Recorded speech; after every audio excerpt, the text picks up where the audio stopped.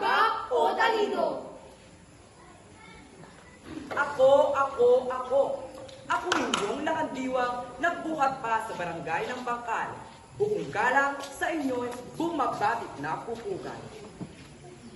Taglay ko din ang pag-asa na way maging matagumpay, pating palak sa bigkasa kung tawagi balagtasan.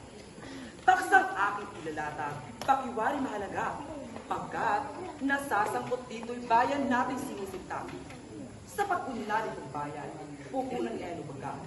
Ang sipag ba o ang talino? Alin ang mahalaga? Kaya't inyong lakandiwa ay muling nag-aanyaya. Na dalawang mambibigkas na mahusay at kilala, ang hiling ay salubungin ng palakpak ang dalawa. Sa alinang kinalatan ay siliin upang inyong magbasya. Kaya't balagtasan ay akin na iumpisahan. Sipag, sipag, sipag. Kapag bayay umunlad, ang pagku'y pinupukol. Sa gobyerno at mga tao, sama't-sama tulong-tulong.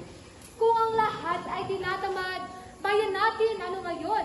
Wala nang ang pagbabago, kabuhay ay urong-sulong. Puhunan natin lahat sa gawain, maliit man o malaki, mas mahirap man ang gampanin. Kung ang ating kasipagay itatabit magmamaliw, maunlad na Pilipinas di natin masasalatin. Talino, talino, talino. Ako ama inyong lingkod. Isinilang na mahirap, ni walang kayamanang maaaring mailangan. Pamana na magulang ko'y talinong hinahangan. Pamanang magtatanghal, puhunan sa pamunan. Sa gobyerno at lipunan, sa mga taong may puhunan, sa kanilang tatagligin habang sila ay nabubuhay. Ang talino'y nagbubuklod sa pambansang kalayaan, nagbibigkis sa damdamin, makayaot makabayan. Aba, nagsisimula pa lamang ngunit nakiinit at nagbabaga na ang bakbatan nitong dalawa. Matapos may pahayag ang panig ng magtatalo, aming ihahanda tayog ng inyong talino. Bawat isa ay papalaot sa napapanahong isyu, kaya't inyong suriin upang inyong mapagsino. Sa tuwing may magaganap na halalan sa ating bayan, sinusuring kandidato, may nagawang kabutihan? Kung anong kurso natapos ay hindi na inaalam, sapagkat kakanyang sipag tanging pinag-uusapan. Alin mo ang talino kundi naman magagamit. Mga tao yung maasa, namin sila'y nagigigit. Matalinong naturingan, tamad naman walang pait. Kawawa lang itong bansa, mga luha ang kapit. Aber! Nakalimutan ng magkakalo, mga bayaring namatay, na natagos sa aking bahay. Ay nakakatahan, kung hindi dahil sa talino, taglay na ng araw. Hanggang ngayon, lahat tayo nag-aalimit pa ng mga dayuhan, mga batas na tupad sa ating bayan. Sinuhunan na talino na sila ay naging gabay. Aba, sa dami-dami ng mga matatalinong namumuno sa ating bansa, iba't ibang pagpapasya at naging paniniwala. Utos doon, utos dito, sila hindi gumagawa.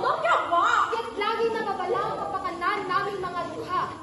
Samantalang, kung masipag lang itong punong halal, sa problema at kalamidad, lagi silang naniriyan. Hindi na kailangan tawagin kung saan, sapagkat pagtulong nila ay kambal ng kasipagan. Aha! Inayon ay nakalimutan nitong aking katunggali na sa pagtulong ay talino ang gamit palagi. Pero umunlad, maloloko'y rantayan lagi. Kaya ano ang mas mabuti? Talino'y ipagbunyi. Mga matataas na gusaling.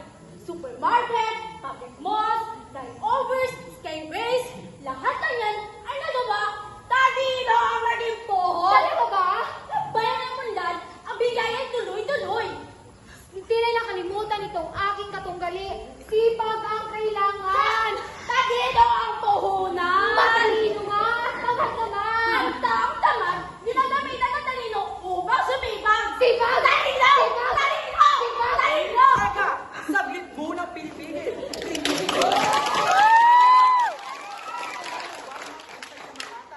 Pagkat tila nag-iinit at kapwa di masawata, inilalahan na katwiran nakatatak sa ating diwa.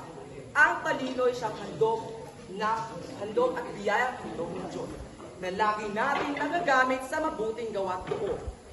Kasipagan at talino ay pagsamahing walang tuos, kaya dapat na magsanib pag-isahing lubos-lubos. Ang talino ay siyang utak sa balangkas ng paggawa. Ang sipag naman ay siyang bisig sa planong binabadya. Kung ang isa'y mawawala, walang kwentang magagawa. Kaya dapat na magsanib, panalo silang kapwa. Kaming tatlo ay narito, sa inyo'y nagpapasalamat. Ang tanging hiling ay masigabong palakpakan.